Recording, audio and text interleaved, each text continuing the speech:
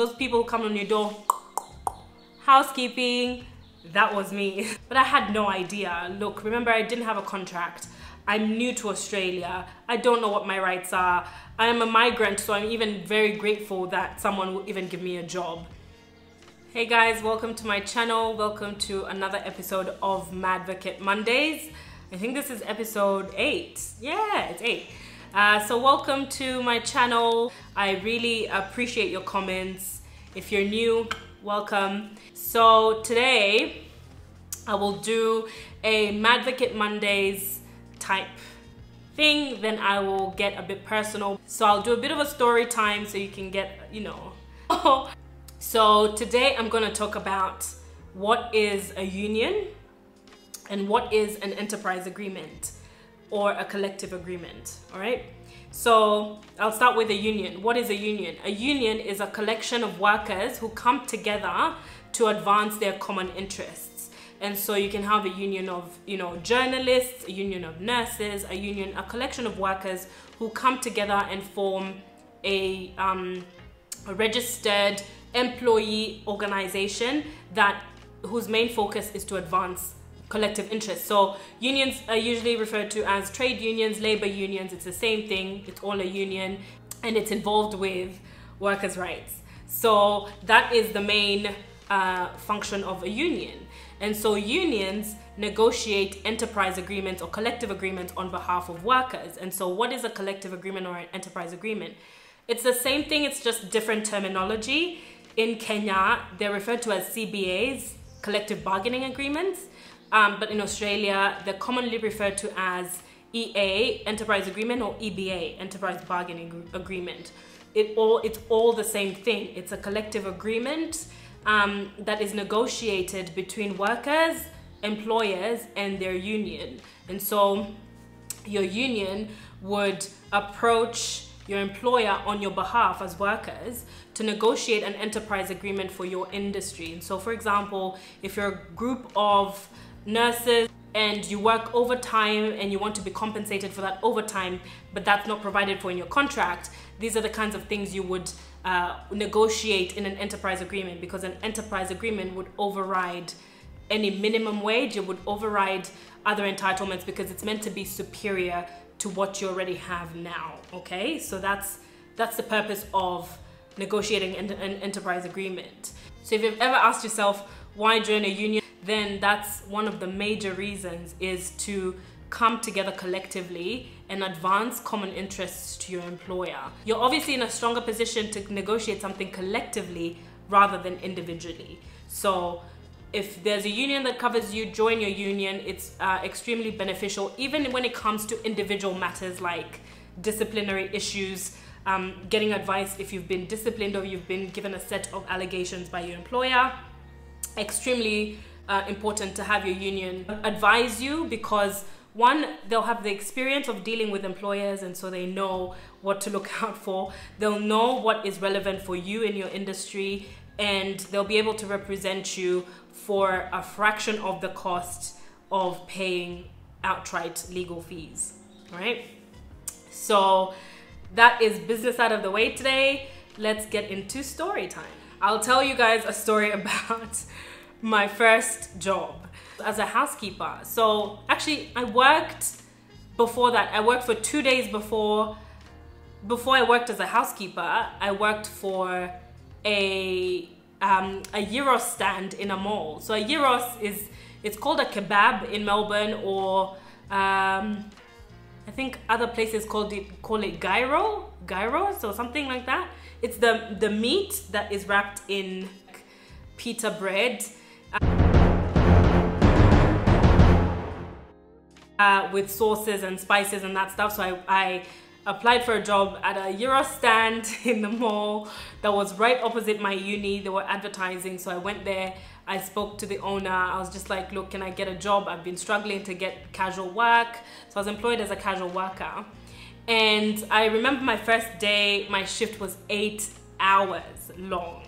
I didn't have a contract. I didn't have any of that formal stuff. At the end of that shift, my boss gave me $80 cash And so I was being paid $10 an hour.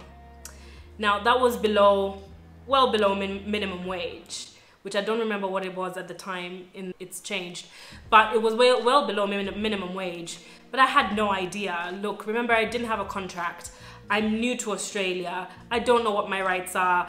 I am a migrant, so I'm even very grateful that someone would even give me a job. And then I went back the second day, still worked like crazy. I'm leaving that place smelling like onions and meat and just grease, and it wasn't the best. For a long time after that, I couldn't have gyros. I couldn't eat it. But after that second shift, I was just like, I can't do this anymore.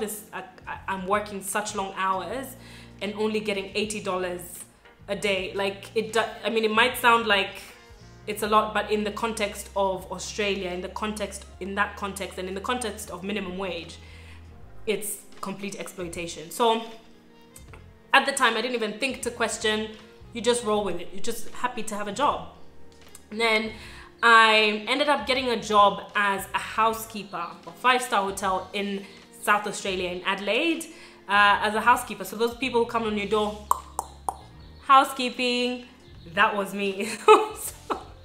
So that was my first ever job. And fun fact, I was talking about it to my dad last week and realized that his first ever job was also as a housekeeper. I had no idea.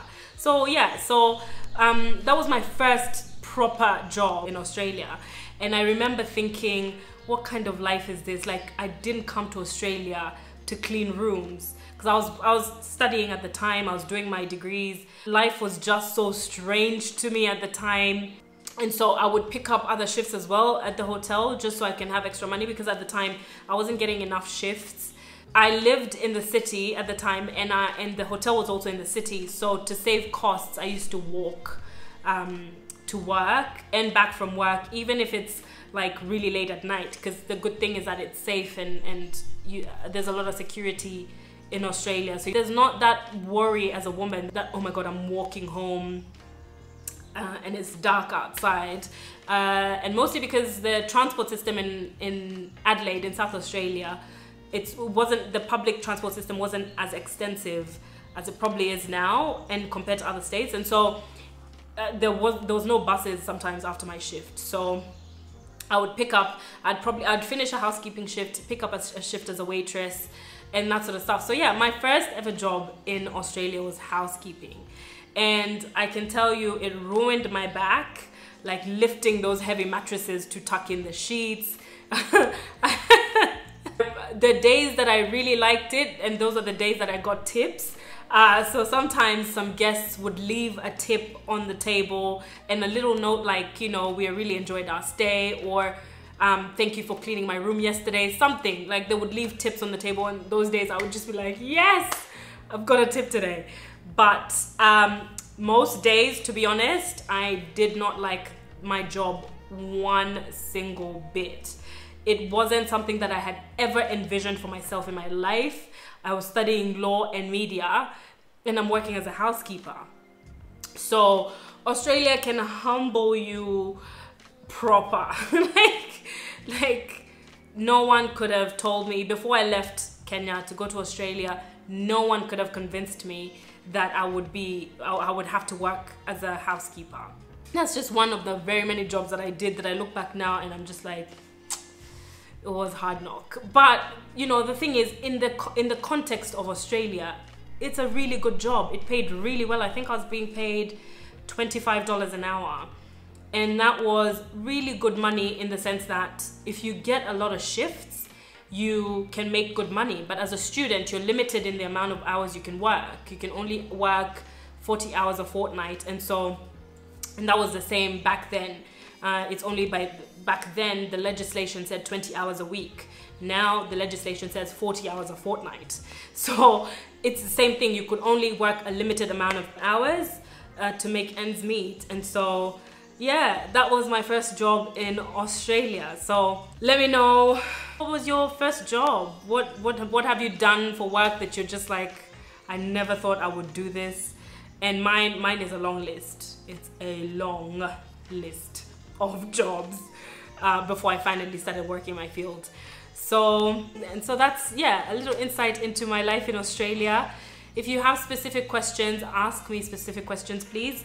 I struggle with the question, tell us more about you. I don't know. So ask a specific question that will be easier for me to narrow it down to tell you what it is that you want to know. And so I will see you next time. Thanks for joining.